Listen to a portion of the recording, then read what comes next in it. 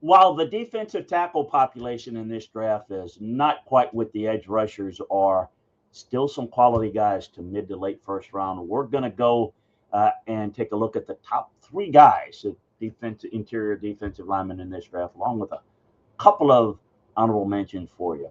Number three, Caleb Banks, defensive tackle, senior defensive tackle from Florida. Long, tall, athletic defensive tackle.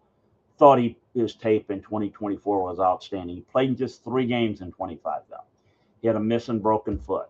Had he played, had he been healthy, I think we're talking about him at a different level. Still good value. As a pass rusher, he's got really twitchy feet and hands. I mean, he is the ability to be able to move your hands and feet at the same time is the most important athletic trait that a defensive lineman can have. If your feet stop when your hands move, or vice versa, you're dead. Having that is essential. He can win with a quick club move. He can collapse the pocket with power. Um, he's very disruptive, but he struggles to finish at times.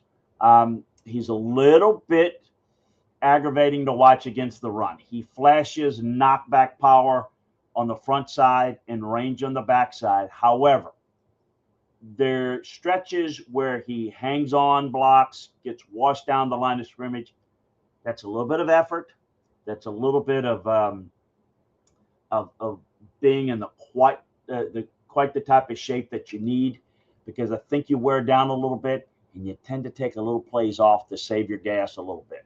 So that is something that he is going to have to fix himself individually, because he has the ability to do it. He'll get washed down the line of scrimmage at times when you know he's capable of fighting through and getting there. Overall, lots of talent. Injury history, inconsistency is why he would slip out of the first round. If he does, late in the first round is why you would see somebody take him, because you know what he is, you know what he's been, and you're going to bank on that. And before you say, well, you don't take a guy like that, I can sit here and perhaps I will do a show on this one time. All the guys that looked like they were dogging it and weren't really playing well or playing hard, and they got dinged a lot. And they were very successful in the NFL once they got there. And then the really productive guys are not real successful, and then vice versa. So you got to really dig down deep into it. Number two, junior defensive tackle from Clemson, Peter Woods. A thick, square defensive tackle prospect with really good quickness, violent hands. As a run defender, he can hold the point of attack when blockers are lined up over his nose. He uses his leverage and lower body strength to absorb blocks and hold his ground. He has lateral range to make plays outside the tackle box, and I like his effort to chase downfield. He does struggle when facing down blocks. He can get wiped down the line of scrimmage at times. As a pass rusher, his lack of strength is an issue at times. You can correct that.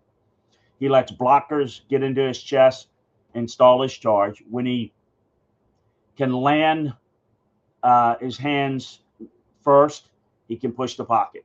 He has a nasty club rip move. Overall, not as consistent game in and game out, but his flashes are intriguing. Again, why is he not stronger? You got to do the work on why is he maybe not crazy about the weight room, or what's the motivation or lack of their potential. Lots of potential with this guy. Before I get to the number one interior, the defensive lineman in this draft, let me tell you about two honorable mentions. Junior defensive tackle from Ohio State, Caden McDonald, with the size and strength that he has. And then Christian Miller, the defensive tackle from Georgia, has got some talent. Need to see more pass rush ability out of him. Number one interior defensive lineman in this draft is the senior from Texas Tech, Lee Hunter. You're hearing all these Texas Tech guys, you know why they were so good on defense, right? He's a thick, wide-body defensive tackle, dominant run defender at Tech. He flashes upside as a pass rusher. Against the run, he shows bend. He can leverage single blocks before chunking them aside. A tackle machine. He's very aware versus the cutoff blocks. Got good vision, can see it, peripheral vision. and good sense of where it's coming. Just doesn't get knocked off the ball. Outstanding lateral range. Will occasionally shoot the gap for a tackle for loss as a pass rusher.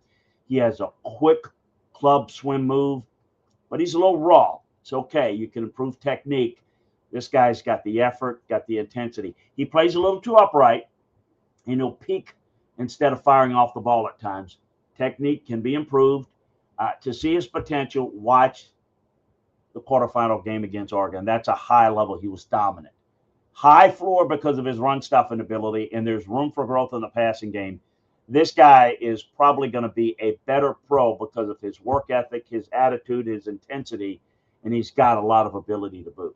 That's a look at the top interior defensive linemen in this draft. A reminder, hit that subscribe button. If you're not yet subscribing, it's free. So we appreciate if you just hit that subscribe button, help us grow.